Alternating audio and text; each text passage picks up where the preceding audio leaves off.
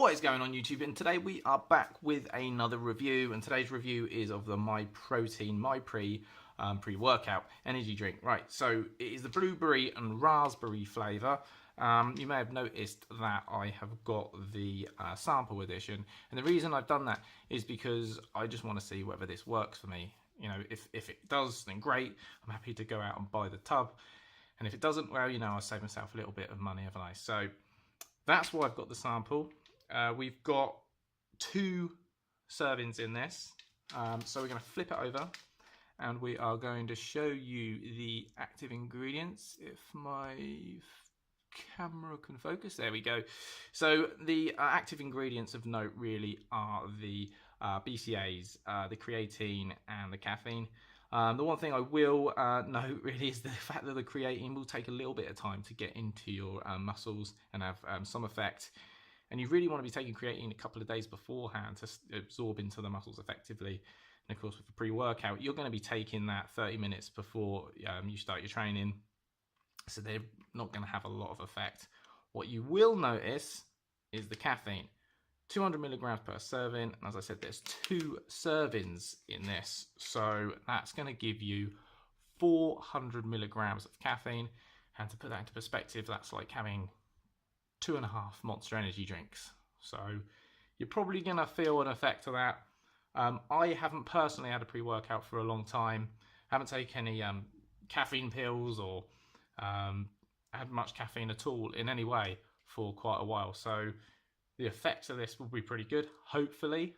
What I will say is if you do take them often, the effects do start to subside and you don't feel as good of focus and energy as you did with the first one. So I'm going to pop this into there, leave it 30 minutes, have a workout, and then I'm going to get back to you with the results.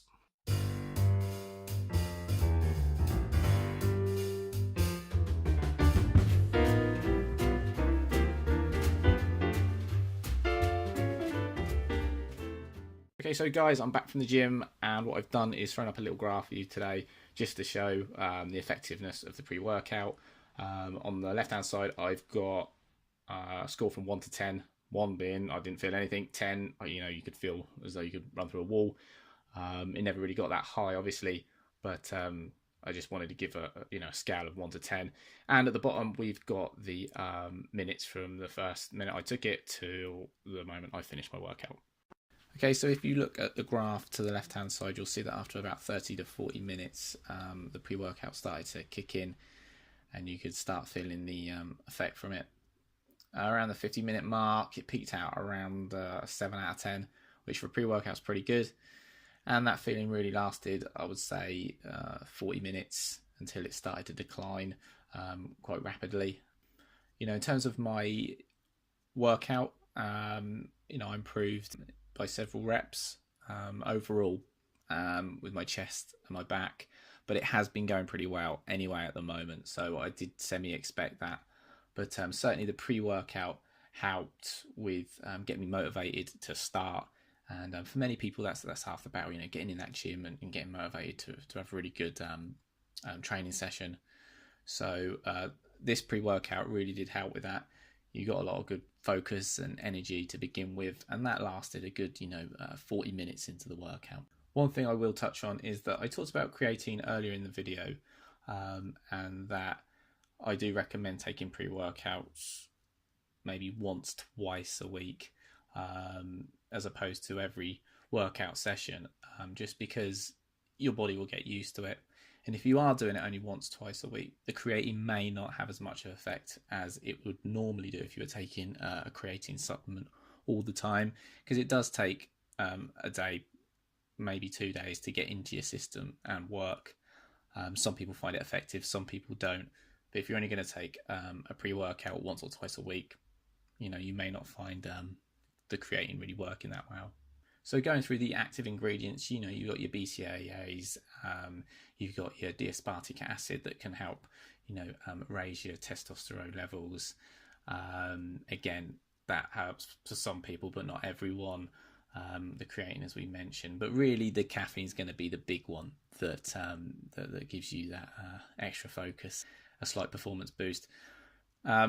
One thing I will say is that if you do suffer from a little bit of bloat after taking caffeine, and some people feel a little bit nauseous and very sensitive to caffeine, if you are, I would recommend taking peppermint tea, because I'm a little bit sensitive to caffeine, and I'll find that if I've taken a pre-workout or some caffeine tablets, an hour after taking it, start feeling a little bit bloated, and that could last up to 3 to 4 hours. As I said, I haven't taken a pre-workout or any caffeine for or a lot of caffeine for quite a while now, but certainly if I do take peppermint tea after a workout, it nullifies the bloat and the sicky feeling that you can get from taking a pre-workout. And when I do take it, I don't feel any bloat whatsoever. So if you are sensitive to it, it is worth giving it a go. Okay, so that's it, guys. Remember, if you are going to order through Myprotein for the first time, there is a link in the description below which will give you 30% off for new customers. And that's it. So I hope you enjoyed the video. If you did, please like, comment, subscribe, and I'll be making some more videos very soon. Okay, thanks for watching, guys. Take care. Bye.